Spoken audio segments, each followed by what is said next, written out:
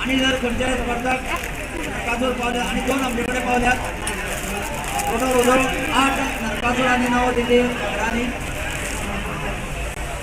हे नाव आम्हाला तिथे वाचतात। पहिल्या जिल्हे सुरंगेश्वर बाल कला मंडळ सेमी पॉइंट मंगेशी,